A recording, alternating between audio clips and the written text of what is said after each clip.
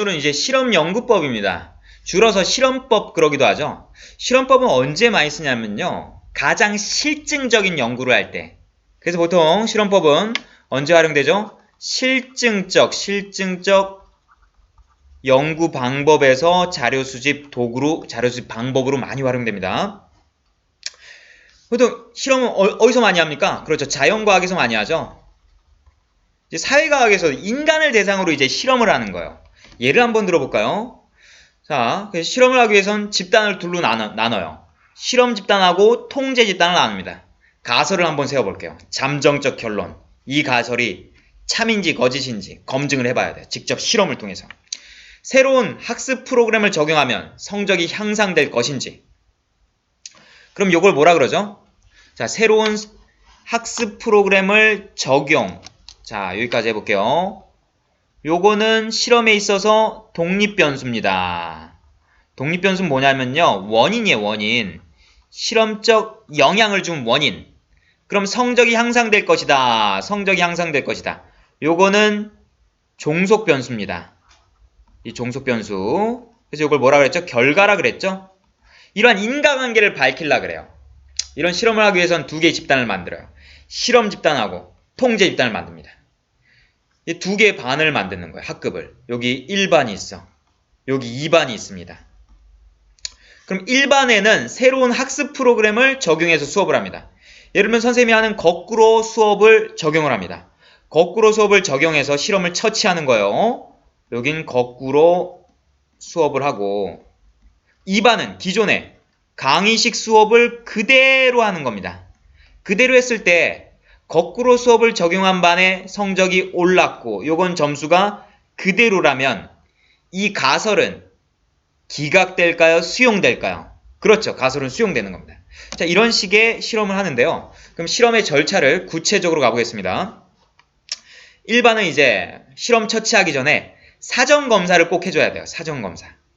마찬가지입니다. 2반도 사전검사를 해줘야 돼요. 기존의 사회문화 점수를 확인해줘야 돼요. 예를 들면 1반은 기존의 사회문화 점수가 62점이었다.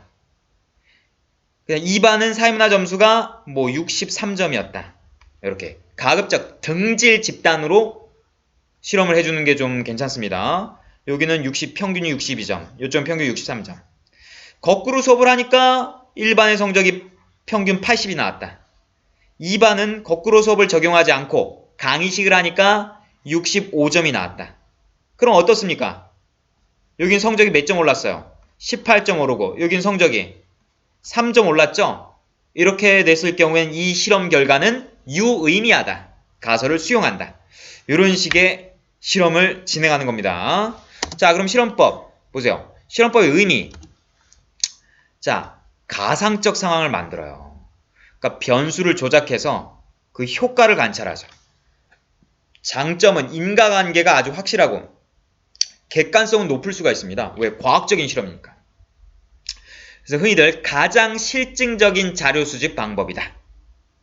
그리고 실험법의 단점, 이거 시험에 잘 나오죠. 단점. 인간을 대상으로 한 실험이기 때문에 비윤리적인 문제가 나타날 수 있어요. 왜 그럴까요?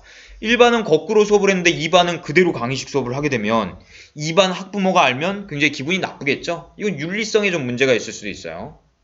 자, 그래서 비윤리적인 문제는 대표적인 실험이 있어요. 미국의 예일대에서 한 실험입니다. 자, 실험 주제가 뭐냐면요. 권위에 대해서 인간의 도덕성을 얼마나 포기를 할 수 있을까? 라는 연구 주제 가지고 실험을 했거든요. 미국 예일대 교수 중에 스탠리 밀그램이라는 교수가 있습니다. 스탠리 밀그램 실험이라고 아주 유명한 실험인데요. 요거예요. 그래서 참가자들한테는 연구 목적을 숨겼어요. 어떻게 숨기냐면요. 공포심과 학습력의 관계를 실험하겠다. 이렇게 숨깁니다. 그래서 대학생들을 모은 다음에 여기 어떤 창문을 칸막이를 딱 해놓고 그들한테 이제 문제를 하나 내요. 단어를 외워놓고 문제를 내요. 문제를 틀리면 그 대학생들이 전압, 볼트를 높여요. 한 문제 틀리면 30볼트, 두 문제 틀리면 뭐 60볼트, 네 문제 틀리면 100볼트에서 최대 450볼트 전압까지 높입니다. 실제로 문제를 내서 틀립니다. 그럼 연구자가 옆에서, 그 교수가 옆에서 전압 높이세요. 일당 4만원 드리기로 했습니다. 약속했으니까 저는 권위 있는 밀그램 교수입니다. 시킨 대로 하세요. 여러분 어때요? 인간이 400V가 넘으면 어떻게 되면 죽습니다. 여러분 올릴 것 같아요? 못 올릴 것 같으세요? 연구 참가자 65%가 이 연구자의 권위에 눌려가지고 다 450V까지 다 높였대요. 알고 보니까 거기에서 이 전압 볼트를 연결하고 있는 그 사람은, 학습을 하고 있는 그 사람은 연기자였어요. 짜고 친 고스톱이었죠. 이렇듯이 이런 식의 지금 연구를 하게 되면 연구 목적도 속이고, 실제로 연구를 하다가 그 대학생들, 참가한 대학생들이 450V까지 올렸던 자기 자신에 대한 자괴감을 느끼고 연구를 포기하고 뭐 뛰쳐나가고 울기도 하고 심리적인 갈등 상태도 야기했고요. 이렇게 사람을 대상으로 연구를 하다 보니까 비윤리적인 문제가 야기됩니다. 어때요? 또 변수 통제가 어렵죠. 자, 봅니다. 만약에 강의 수업을 하는 이반이 집에서 사회문화, EBS 인강을 열심히 듣고 있습니다. 이러면 될까요? 안 될까요? 이거 안 됩니다. 똑같이 아무 공부도 안 하고 온리 수업만 한다라는 통제를 해야 됩니다. 자, 변수 통제를 하는데 실제로 약속을 안 지키는 사람도 있을 겁니다. 또 이게 중요합니다. 자료의 실제성은 낮아요. 왜 그럴까요?